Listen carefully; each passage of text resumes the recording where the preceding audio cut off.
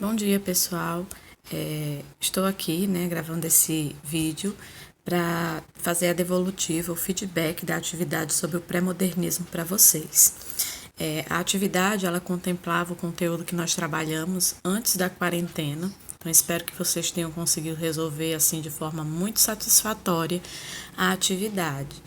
Já que já havíamos resolvido várias questões em sala de aula, debatido bastante sobre o conteúdo. A primeira questão é em relação à obra O Triste Fim de Policarpo Quaresma. Triste Fim de Policarpo Quaresma, de Lima Barreto, na alternativa A, ele vem me dizendo que a narrativa é da vida e morte de um funcionário humilde conformado com a realidade social do seu tempo. Policarpo Quaresma, ele era humilde, ele era funcionário, porém o que tem de errado nesse item é de que ele não era conformado com a sua realidade, é isso que torna esse item errado. Policarpo Quaresma, ele lutou para mudar a realidade justamente porque ele não se sentia confortável e nem satisfeito, com a realidade social dele e das pessoas que viviam no Brasil. Letra B. Uma autobiografia. Pessoal, Policarpo Quaresma é um personagem que representa todas as pessoas do subúrbio carioca, vamos dizer assim. Só que não é uma autobiografia. A autobiografia seria se a obra falasse da vida do próprio autor Lima Barreto. É isso que torna o item também errado. Letra C. O relato das aventuras de um nacionalista ingênuo e fanático que lidera um grupo de oposição. Policarpo Quaresma, ele era ingênuo, ele era fanático, ele era nacionalista assim de forma muito exagerada, porém em nenhum momento ele montou grupos, de oposição à república, de oposição ao presidente, de oposição a nada. Ele buscou fazer e realizar essas mudanças sozinho.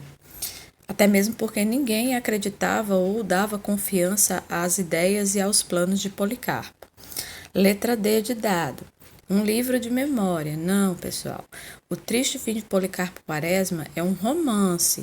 O que é um romance? Romance é uma narrativa longa, que vai trazer personagem, todas as características de um texto narrativo. Então, não é um livro de memórias, e isso torna aí o item errado. A letra E, que seria a opção correta a ser marcada, vem dizendo que é a história de um nacionalista fanático. Isso é verdade, Policarpo Quaresma, ele amava a sua pátria acima de tudo, que quixotescamente tenta resolver sozinho os males sociais de seu tempo. Quixotescamente porque o Policarpo Quaresma ele vai ser comparado com o Dom Quixote, que também era um sonhador, um idealizador, que buscava mudar a realidade da sua vida e das pessoas que moravam ao seu redor. Segunda questão. A segunda questão ela vem trazendo o seguinte: cada escritor pré-modernista seguiu uma temática diferente. Cite os autores e a temática que cada um abordou. Pessoal, nessa questão era para vocês terem colocado o nome do autor e ter colocado a que ele tratou nas suas obras pré-modernistas. A resposta para essa questão, para quem olhou o material, abriu o slide, abriu o resumo, estava lá no finalzinho do slide a resposta para essa questão. Então vamos lá para a resposta. Euclides da Cunha, ele trabalhou a obra Os Sertões como uma obra pré-modernista, no qual ele vai focar nas características do sertão, do Nordeste, através aí da Guerra de Canudos e do sertão da Bahia. A Lima Barreto. Lima Barreto foi o outro escritor pré-modernista que tratou em sua obra O Triste Fim de Policarpo Quaresma, os problemas sociais, focando no subúrbio carioca. Nós vamos ter o Monteiro Lobato, que alguns até colocou como resposta da questão, obras infantis.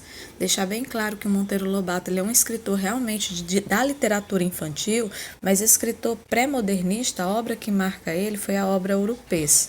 E aí ele foca justamente na crise das pequenas fazendas de café do interior paulista. E nós vamos ter o Augusto dos Anjos, que vai escrever uma poesia voltada para a angústia, a morte, a decomposição do corpo. Ele utiliza muitos termos científicos e biológicos dentro de sua obra.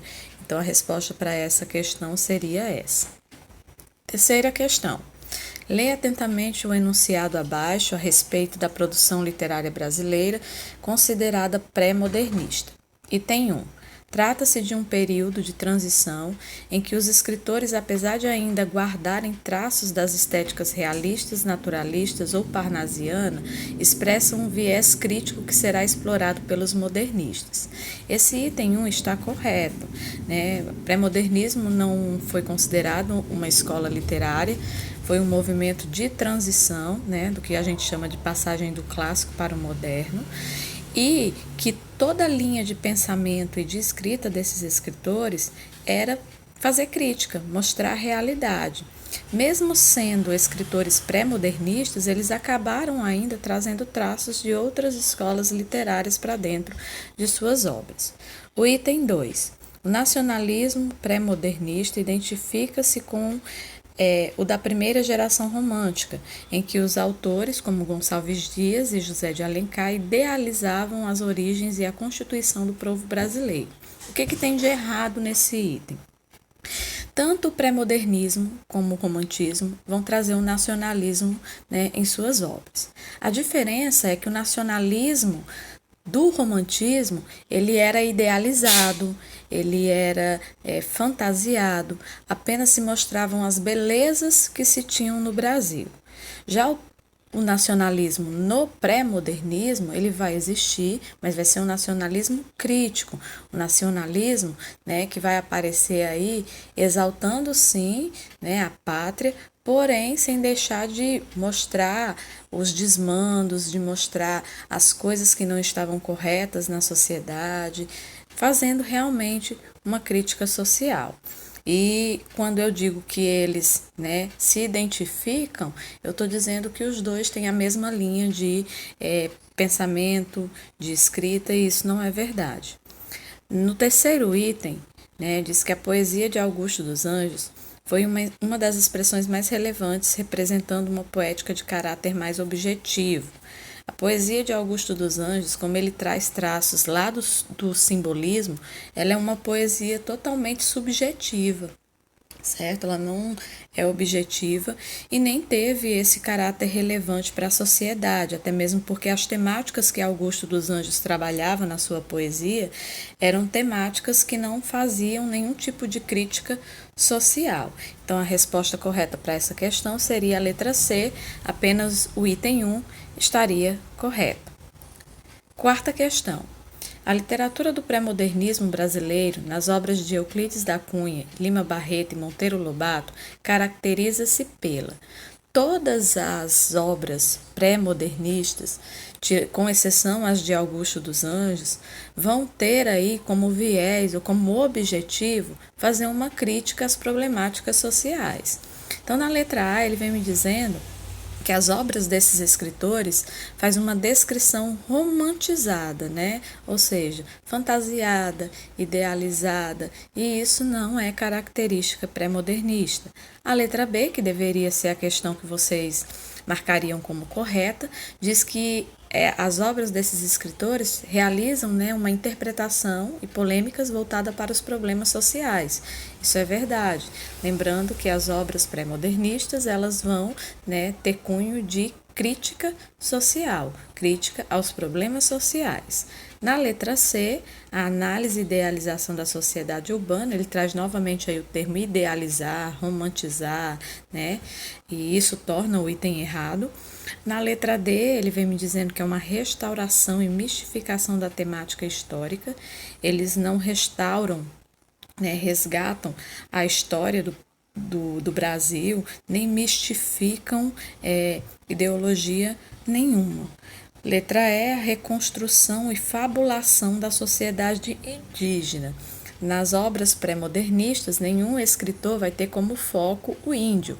O índio ele vai aparecer novamente aí nas obras modernas, né, na primeira geração do modernismo. Quinta questão. Assinale a alternativa incorreta sobre o pré-modernismo. Então, eu queria, né, a opção aí que não trouxesse uma afirmativa verdadeira sobre o pré-modernismo, que no caso deveria ser aí a opção marcada, a letra A, que ele me diz que os escritores, né, pré-modernistas, eles foram influenciados pelas vanguardas. Na realidade, os escritores que vão ser influenciados pelo cubismo, pelo futurismo, pelas vanguardas europeias, vão ser os escritores, né, da primeira geração do modernismo e não os escritores do pré-modernismo. A letra B me traz uma informação correta, não se caracterizou uma escola literária com princípios estéticos bem delimitados, mas como um período de prefiguração, ou seja, de transição das inovações temáticas e linguísticas do modernismo. Na letra C, ele vem me dizendo que tanto Lima Barreto quanto Monteiro Lobato são nomes significativos, ou seja, importantes da literatura moderna, produzidos nos anos do século XX, pois problematizam a realidade cultural e social do Brasil, ou seja, eles vão fazer uma literatura crítica. O Euclides da Cunha, com os sertões, ultrapassa o relato meirante documental da Batalha de Canudos para fixar-se em problemas humanos e relevar a face trágica da nação brasileira. Como já foi explicado, a obra Os Sertões, de Euclides da Cunha, ela é escrita, né, tomando como ponto de partida a visão do sertanejo.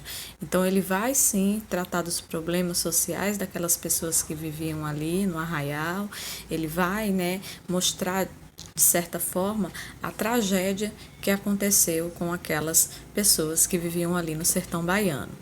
Letra E, no romance de Lima Barreto, observa-se além da crítica social, a crítica ao academicismo e à linguagem empolada, e fazia dos parnasianos, traço que revela a postura moderna do escritor.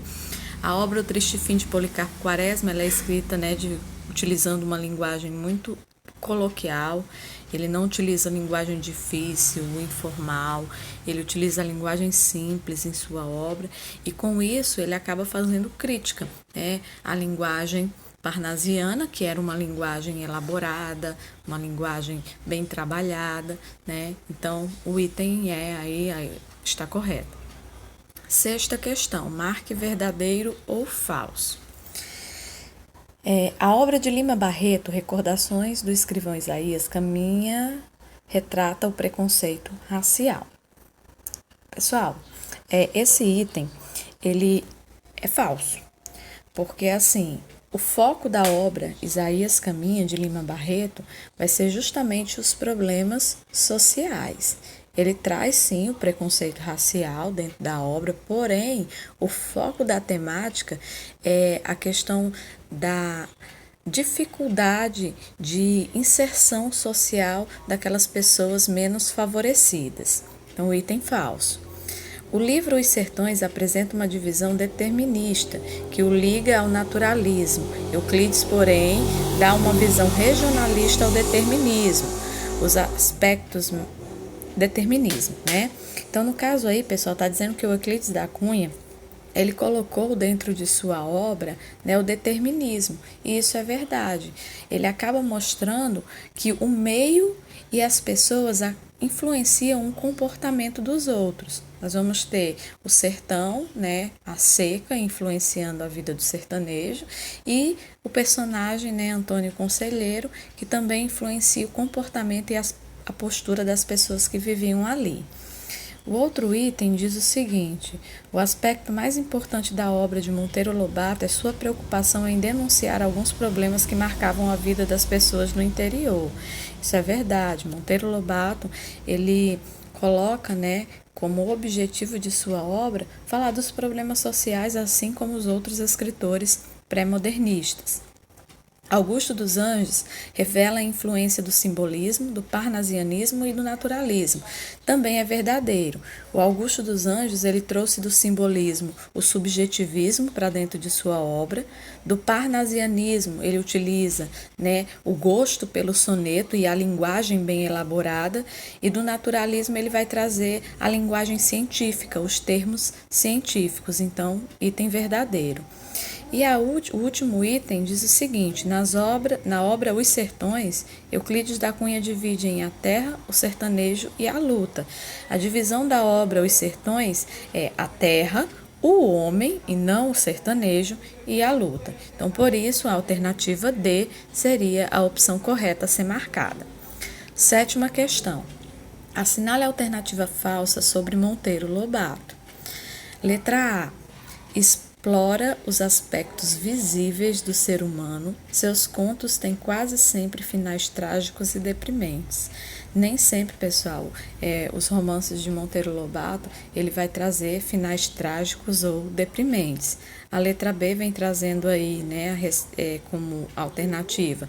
No romance Urupês aborda a decadência da agricultura do Vale do Paraíba após o ciclo de café, isso é verdade. O foco da obra de Monteiro Lobato era a decadência das pequenas fazendas de café.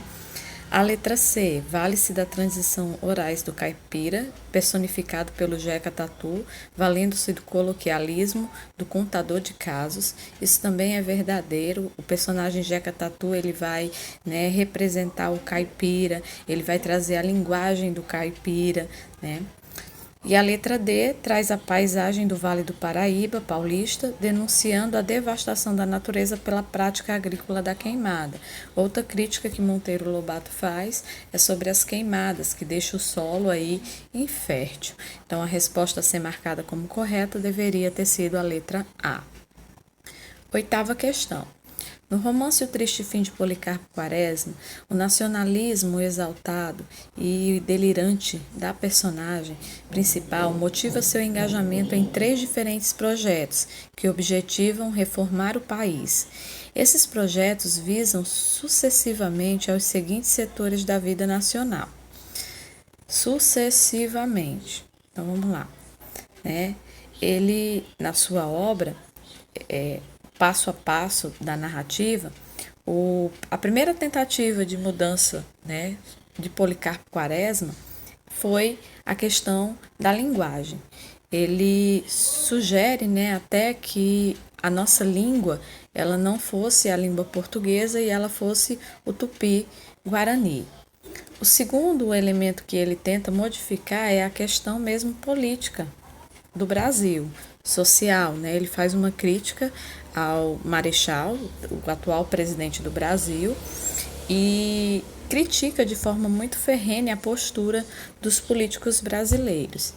E militar, porque quando ele acaba sendo contrariado, acaba sendo preso, ele tendo o objetivo de lutar pela pátria, ele começa a perceber que há muitas injustiças, né, por trás de todo o processo militar brasileiro. Então ele se desencanta, ele se desilude, porque ele tenta fazer a modificação aí, né, social através dessas 3 linhas aí de pensamento: linguístico, político e militar. Nona questão. Em Os Sertões de Euclides da Cunha, a natureza. Pessoal, essa questão nós resolvemos ela em sala de aula. Foi discutida em sala de aula e a maioria errou essa questão. Ele está falando da primeira parte da obra, né, que vai falar da terra, e quando Euclides da Cunha ele trata a terra, ele acaba falando da natureza, dos aspectos geográficos, né, do clima. E aí ele coloca o seguinte, ele quer saber que influência esses elementos tiveram dentro da obra. Então, na letra A, ele diz que a natureza funciona como contraponto à narração, ressaltando o contraste entre o meio inerte. Meio inerte, pessoal, o meio inerte é aquele que não ocorre modificações, ele não ocorre, né, ele é parado, ele não influencia de forma nenhuma o homem, né? E nós sabemos que se está seca, a seca vai influenciar o indivíduo. Se chove muito, fica tudo verdinho, bonitinho e acaba influenciando o comportamento, sim, do indivíduo.